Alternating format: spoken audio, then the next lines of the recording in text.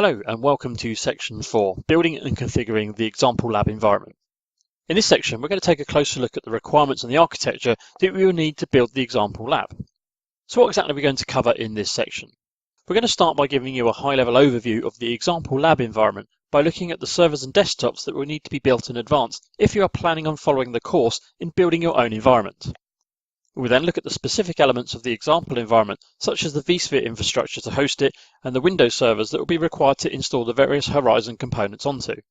Next up, we will look at configuring Active Directory for users and OUs that will be required, and then finally we will download the software that you'll need to complete the install. So let's now move on to the first video of the section and introduce you to the example lab environment. For the lab environment, we're going to build a number of virtual machines. Before that, we're going to build 2 ESXi host servers using vSphere 6 will actually host these virtual machines. On there, we're going to build 10 Windows Server 2012 R2 virtual machines that will perform the following roles. You'll also see in brackets next to the name of the role, the actual host name of the server. So we're going to build a domain controller and file server, a connection server, a replica connection server, security server.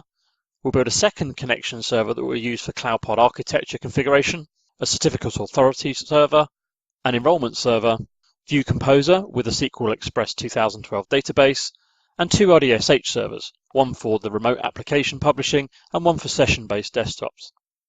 We'll also build 2 Windows-based vCenter servers. One will manage the management block and one will manage the desktop block. We're going to build 2 sets of infrastructure. One set of infrastructure to host the virtual desktop machines and another set to host the management infrastructure. The lab environment for the management infrastructure will look something like the architecture shown on screen. Here we have the management block that contains the first ESXi host server and vCenter server. Also hosted on this infrastructure is the connection server, domain controller and file server, View Composer and SQL server, certificate server, replica server, security server, connection server for our second site for CloudPod architecture, and finally our 2 RDSH servers.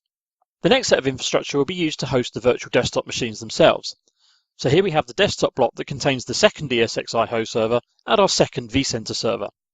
Currently we won't have any virtual desktop machines being hosted as we're going to build these as we work through the course. So this is just going to be the hosting infrastructure for now with no desktops on it yet.